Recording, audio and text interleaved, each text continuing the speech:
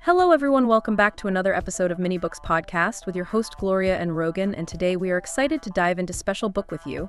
We picked this one because it has really important lessons to share and we can't wait to talk about them. So let's get started. Okay, so ready to dive into some serious self-motivation? Let's do it. We're tackling Steve Chandler's 100 Ways to Motivate Yourself today. And let me tell you, this is not your typical self-help stuff. No kidding. This book is less about theory and more like Chandler just handing you a toolbox and saying, all right, let's get to work. Right. Like, who's got time for 100 different things when you're trying to get stuff done? Exactly. So we're going to do a deep dive today and pull out some of the best, the stuff you can actually use like right now to boost that motivation. Think of it as us distilling it down to the good stuff. So one of Chandler's big ideas is this whole create your vision thing, instead of just waiting for it to happen. And it sounds kind of simple at first. It does, but it's actually pretty powerful when you really think about it. It's like that story he tells about Arnold Schwarzenegger. Picture it. Early 80s, Arnold's just coming off his whole bodybuilding career, and he tells Chandler, point blank, I'm going to be the biggest box office star in Hollywood. Okay, but even with Terminator coming out, you gotta admit that's a pretty bold statement. Totally. But that's Chandler's point.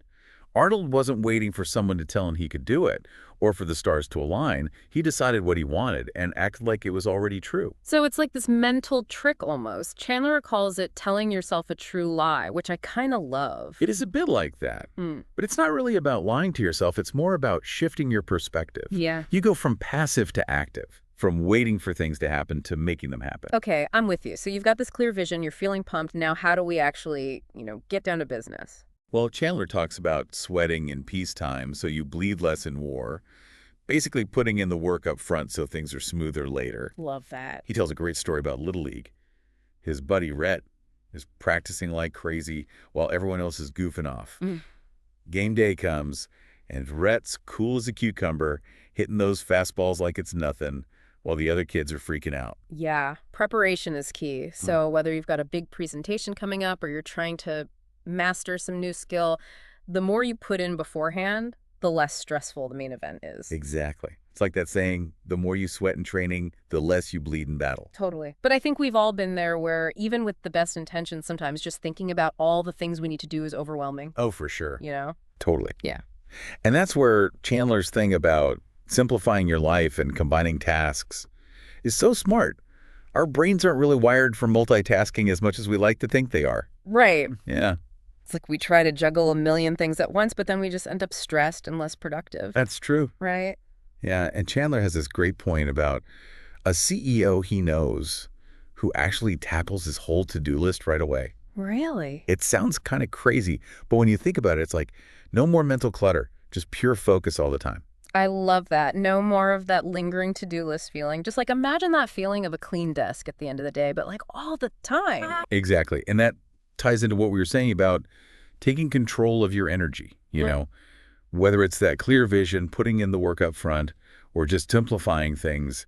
It's all about you being in the driver's seat. Totally. But it can't be all work and no play, right? And Chandler talks about that too, about having fun and making work feel more like a game. Oh, absolutely. He has this example of salespeople who treat their work like a giant chess match, which I thought was really interesting. They bring this intensity and strategy to what they're doing. It's like they've found that sweet spot where even though it's work, it's also challenging and engaging. Right.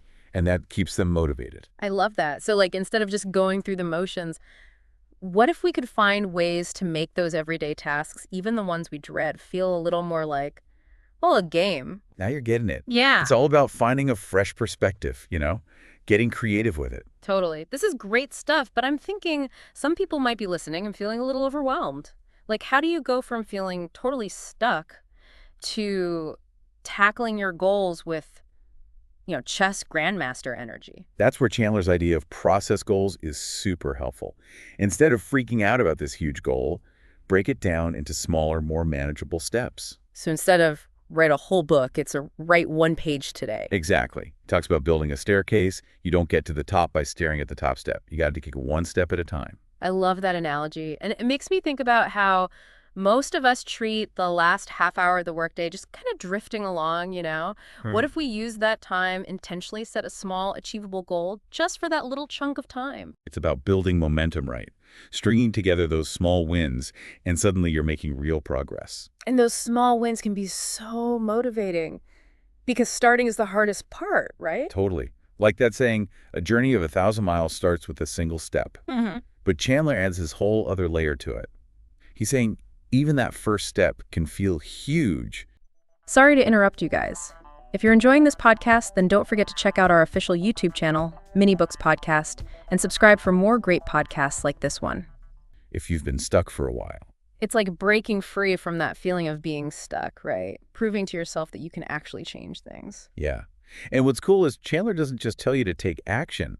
He actually gives you these tools to make it easier. Like, remember that part about promising the moon? Oh, yeah. That's about setting those crazy big goals, the ones that almost seem impossible. Exactly. Huh. He uses that example of Kennedy promising to put a man on the moon. I mean, at the time, that seemed insane, like something out of a movie. But that one big promise, it like lit a fire under everyone, and look what happened. We got one of the biggest achievements in human history. So it's like setting the bar so high, you have no choice but to step up your game. Right. And Chandler says, this promise the moon thing, it can work in our everyday lives too. Yeah. So instead of those tiny goals, what if we went big? Really big? Even if we don't get all the way there, we'll still have accomplished way more than we thought we could. I love that. It's like giving ourselves permission to think bigger than we normally would. It is. It's about getting out of your comfort zone, being a little uncomfortable even, but in a good way, and trusting that you've got what it takes, even if it feels a little scary at first. I'm with you. So we're pushing ourselves, we're embracing those big, scary goals. What's next? Well, this is where it gets really interesting. Chandler ties all of this back to finding joy in the process.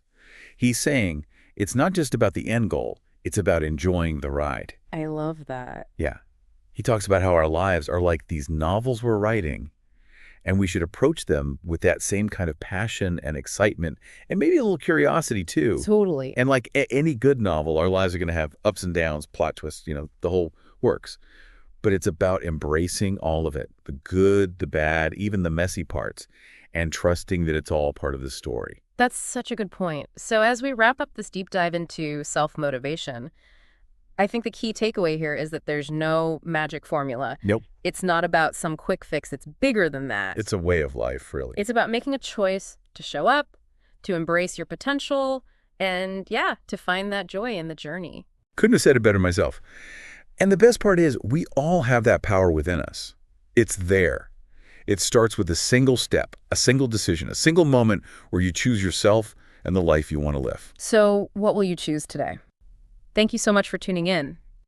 If you enjoyed this conversation and want to dive into more book insights and key learnings, don't forget to subscribe to our channel, Mini Books Podcast, and hit the notification bell so you never miss an episode. We're back every Sunday at 9 a.m. with new books and more to learn from. Until next time, take care, keep learning, and keep growing. Remember, this is Mini Books Podcast.